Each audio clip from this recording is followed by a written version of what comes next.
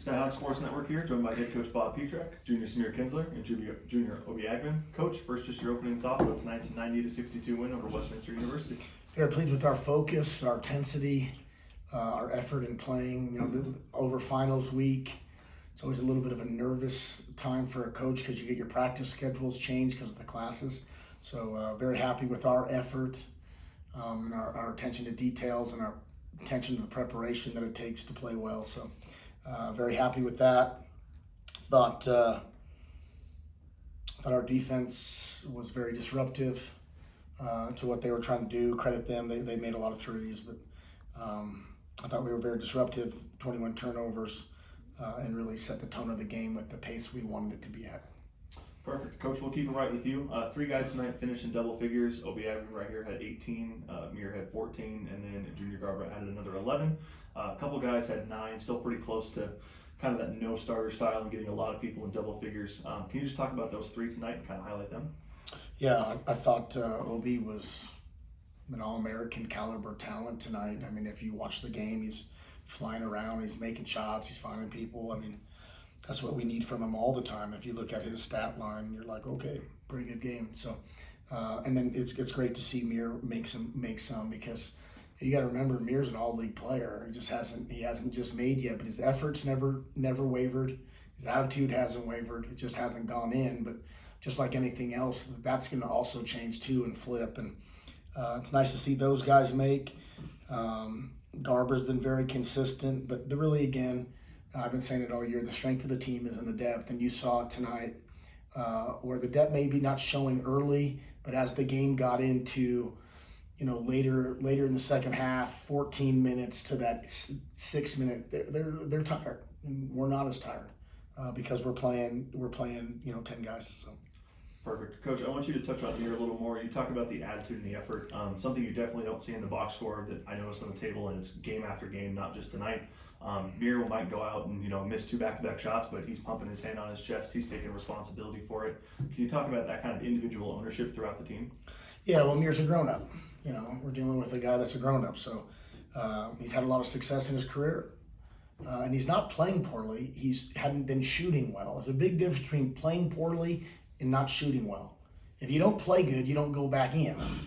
If you don't make, it's like Vegas. You play the odds. Eventually he's going to make it. Tonight he did. He made against Adams State.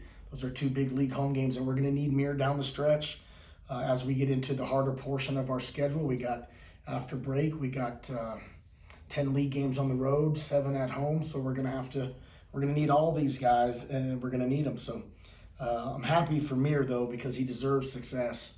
By the way he practices, by the way he gets extra shots, by the way he cheers his teammates on. It's not easy when you're used to having success not to have it. I went through that in my career before too, so I understand it fully. And then when it comes back around, you enjoy it a little bit more. You don't take it as you don't take it for granted, and just what it is. So that's that. Perfect. Obi, we'll kick it right over to you. You finished with 18, but you had 12 through the first half, and you guys only had an 8-point lead heading into halftime. Can you talk about your command of the offense to kind of keep you guys out in front through that first 20? I feel like on offense, we have an offense that tries to get everybody involved. I feel like just in general, the scout that they had against me was to go under screens, and I feel like just taking what the defense is given was a way to go. And by doing that, was able to get good looks and consistent shots. Perfect. Coach, we'll kick it right over to you. Westminster kind of hung around early in the second half, and then at the 12-minute mark, you guys went on a 22-2 run that spanned 6 minutes and 36 seconds. Can you talk about your guys' defensive effort through that to just absolutely keep Westminster off the board? Yeah, first I'd like to say that Westminster and us have had a lot of great games. They have a Hall of Fame coach.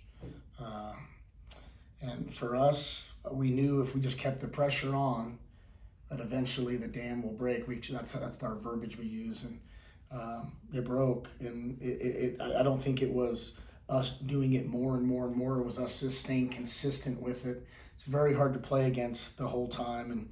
And they made some threes. We didn't blink because those long shots are going to be even longer when you're tired.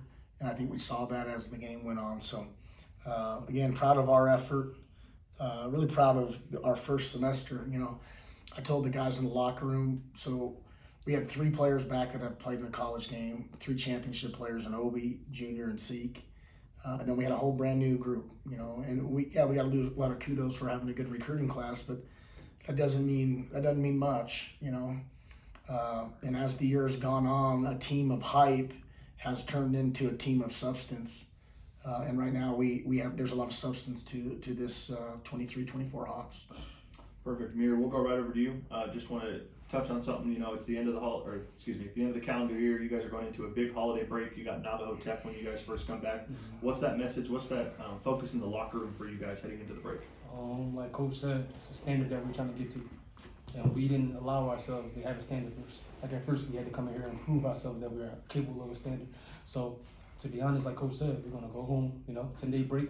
Everybody go lock in. We come back, we handle business, and it's time for the ultimate goal. Perfect. Coach, any final thoughts heading into the break? Nope, just thankful for everybody's work in our athletic department. We've had 7 home games in the first half of it, a little front heavy with home games. We only have 7 home games, or 8 if you count the non-conference games. So thankful for all of our staff that has stepped up and helped, and just excited for what the winter months will bring. January, February, March, exciting months for the Hawks. Perfect. Thank you guys. Cupcake.